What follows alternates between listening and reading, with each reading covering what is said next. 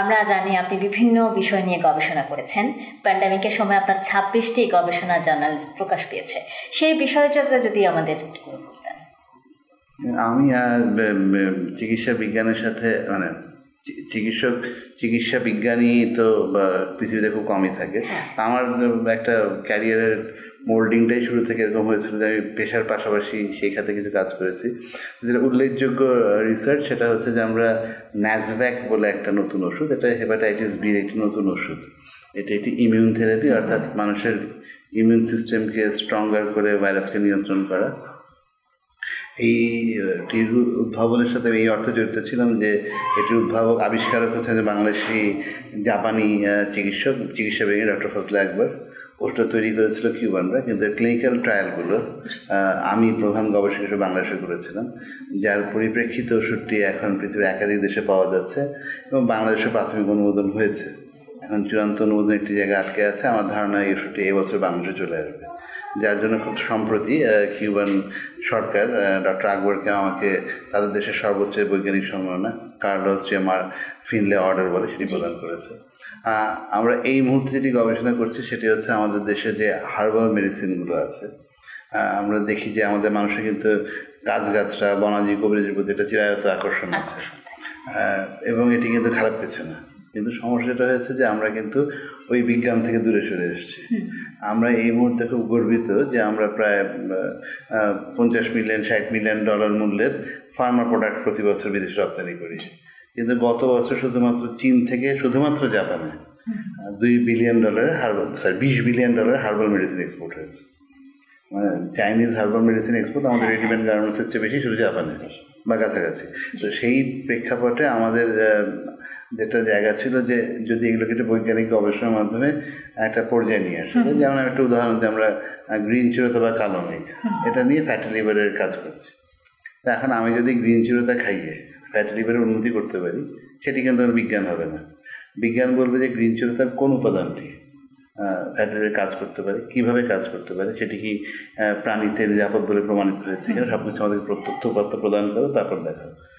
আমি তো চিকিৎসক, আমি ক্লিনিক্যাল ট্রায়াল করতে পারবো, বাকি কাজগুলো কে করবে? এখন যদি আমি সরকারকে দোষারোপ করি না আমার তো সেট আপ নেই, তা তো হবে না। তো আমরা যেটা করেছি সেই ঘাটতিটা পূরণ করার জন্য আমরা দেশের বিভিন্ন পাবলিক প্রাইভেট ইউনিভার্সিটির সাথে সমন্বয় করেছি।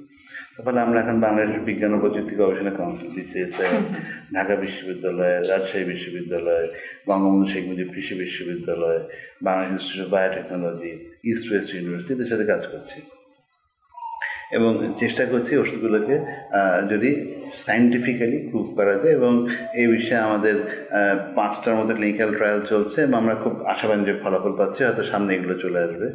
আপনি কোভিডকালীন সময়ের কথা বলছিলেন। কোভিডকালীন সময় আমরা যেটা করেছিলাম, আমরা সবাই ঘরে আটকে গেছিলাম এবং তারপর আমরা তখন এন্ডোস্কোপি শুরু করেছিলাম। পৃথিবীতে কিন্তু এন্ডোস্কোপি বন্ধ হয়ে গেছিল, কারণ এন্ডোস্কোপি করার সময় একটা বন্ধ ঘরের মধ্যে কাজ করতে হয়, মানুষের মুখের কাছে মানুষের মুখ দিয়ে, তখন বলা হচ্ছিল যে কোভিড ছড়িয়ে যাবে। তো আমরা যেটা করেছিলাম, এবং তখন বলা হচ্ছিল হেপা ফিল্টার লাগবে ইত্যাদি ইত্যাদি, যা আমাদের পক্ষে জোগাড় করা সম্ভব ছিল না। তো আমরা তখন যেটা করেছিলাম, আমাদের বঙ্গবন্ধু শেখ মুজিব মেডিকেল বিশ্ববিদ্যালয়ে একটা লিভার অ্যালুমনাই অ্যাসোসিয়েশন আছে, আমরা একটা এসওপি তৈরি করেছিলাম। সেই এসওপি অনুযায়ী আমরা এন্ডোস্কোপি শুরু করেছিলাম সরকারি ও বেসরকারি খাতে। আমাদের কোনো চিকিৎসক কিন্তু এন্ডোস্কোপি করে আক্রান্ত হলে মৃত্যুবরণ করেনি, আমাদের কোনো রোগীর সমস্যা নেই, আমরা এগুলো পাবলিশও করেছি। সেটি একটি, এবং আমরা এটাকে পেটেন্টও করতে গেছিলাম, একটা মাস্কও ডেভেলপ করেছিলাম। 3 টাকার মাস্ক ফুটা করে একটা প্লাস্টিক মাস্ক দিয়ে কাজ করে। তো বাংলাদেশে পেটেন্ট করা সম্ভব হয় না, কারণ আমরা পেটেন্ট এক্সেম্পটেড কান্ট্রি, আমরা পেটেন্ট ছাড়াই ওষুধপত্র তৈরি করতে পারি। তাহলে আমাদের কোনো আবিষ্কারও পেটেন্ট করা যায় না, কিন্তু আমরা কপিরাইট করে রেখেছি। সেটি একটি বিষয়। আর তখন আমরা যেটা দেখেছি যে বাংলাদেশের বিভিন্ন জায়গাতে হাসপাতালগুলোতে কাজ হচ্ছে এবং একটি নেগেটিভ প্রচারণা ছিল যে আসলে মানুষ মারা যাচ্ছে, সরকার লুকাচ্ছে ইত্যাদি ইত্যাদি। তখন আমাদের যে রিয়েলাইজেশন ছিল যে একদিন কোভিড শেষ হবে, তখন যদি আমরা বেঁচে থাকি, হয়তো 15 বছর পরে মানুষ বলবে যে জনকণ্ঠ লিখেছিল, ওটা তো ইত্তেফাক লিখেছিল, সায়েন্টিফিক লিটারেচারে কী থাকবে। তো সেই সময় আমাদের যে সমস্ত কলিগরা বিভিন্ন হাসপাতালে চিকিৎসা প্রদান করছিলেন, তারা চিকিৎসা করছিলেন, তাদের কিন্তু পাবলিশ করার সুযোগ ছিল না, ব্যস্ত ছিলেন।